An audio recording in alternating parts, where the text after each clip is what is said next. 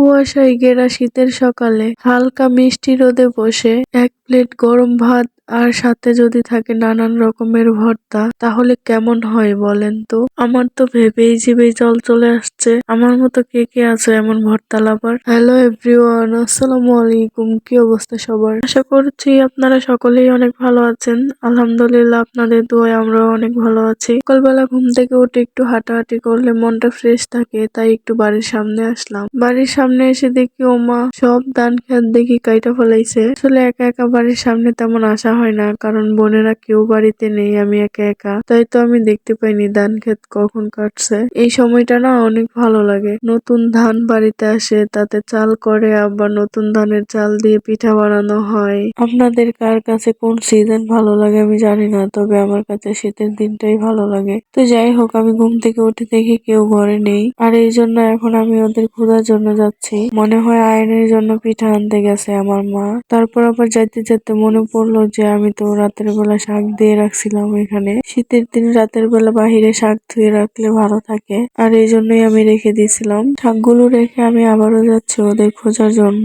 গিয়ে দেখি বাবা মা দুজনেই আয়নকে নিয়ে পিঠা আনতে গেছে, কিন্তু বাবা এসে বলতেছে পিঠা নাকি পাই নাই, তাই চলে আসছে। তো আমি গিয়ে মাকে জিজ্ঞেস করে আসলাম কি রান্না করব। মা বললো ভর্তা ভাত রান্না করার জন্য। তো আমি যা দিয়ে ভর্তা বানাবো সবকিছুই নিয়ে নিছি এখানে। আমি এখানে 1 কাপ পরিমাণ ডাল নিয়ে নিছি সিদ্ধ করে ভর্তা করব, আর এখানে ডিম নিয়ে নিছি, আর এই ডিমটা হলো সাম ডিম, ফ্রিজে থাকতে থাকতে পুরাই শুকাই গেছে ডিমটা। 2টা বেগুন নিছি, পুড়িয়ে ভর্তা করব, আর এখান থেকে মাছ নিব ভর্তা করার জন্য, আর চিংড়ি শুটকি ভর্তা করব, তাই একটা বাটিতে করে চিংড়ি শুটকিও নিয়ে নিছি। তো আমি এখানে সবকিছু একবারে রেডি করে নিয়ে ঘরে চলে আসছি। আমি মাকে বললাম ভর্তাগুলো বানিয়ে দিতে, তো মা এখন শুকনো মরিচ, পেঁয়াজ আর ধনিয়া পাতা একসাথে মাখাচ্ছে। পেঁয়াজ মরিচ গুলো ভালো করে মাখানো হয়ে গেছে, এখন একটু সরিষার তেল দিয়ে আর একটু মাখিয়ে নিবে, আর এই পেঁয়াজ মরিচ মাখাগুলো সবগুলো ভর্তার সাথে একটু একটু করে দিয়ে দিবে।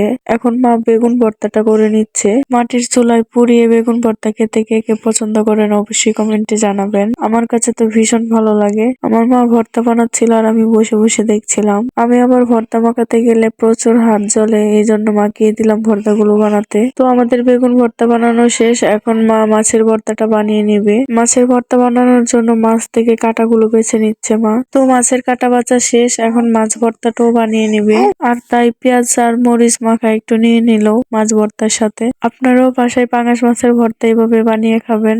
আমাদের মাছ ভর্তাটাও বানানো শেষ, এখন মা ডালের ভর্তাটা বানিয়ে নিবে। আসলে কিছুদিন আগেও আমি জানতাম না যে ডালও ভর্তা করে খাওয়া যায়। আমার বোন গাজীপুর থেকে এসে আমাকে ডাল ভর্তা করে খাওয়ালো, তাই জানতে পারলাম যে ডালের ভর্তাও এত মজা হয়। তাই সব ভর্তার সাথে আজকে ডাল ভর্তাও রাখলাম। আচ্ছা, আপনারাও কি আমার মতো মায়ের কাছে আবদার করেন ভর্তা মাখিয়ে দেওয়ার জন্য? আমরা বোনেরা তো সবসময় মাকে এভাবে জ্বালাতন করি ভর্তা মাখিয়ে দেওয়ার জন্য। তো যাই হোক, আপনাদের সাথে কথা বলতে বলতে প্রায় সবগুলো ভর্তাই বানানো শেষ হয়ে গেছে। এখন শুধু ডিম ভর্তাটা মাখাচ্ছে মা। আসলে কি বলেন তো, এই শীতের সকালে গরম ভাতের সাথে হালকা মিষ্টি রোদে বসে যদি 1 প্লেট ভাত নিয়ে বসা যায় না, আর কিছুই লাগবে না। আমি এখানে 5 রকমের ভর্তা বানিয়েছি, আর ভর্তা বানিয়ে সাথে সাথে বাবাকে খেতে দিয়ে দিলাম। বাবার নাকি ভর্তা দেখে অনেক খিদে পেয়ে গেছে, তো আমি আবার বাবাকে খেতে দিয়ে নিজের জন্য একটু প্লেট সাজিয়ে নিলাম। আচ্ছা, আমার মতো কে কে আছেন এমন ভর্তা লাভার, যাদের আমার মতো ভর্তা হলে আর কিছুই লাগে না?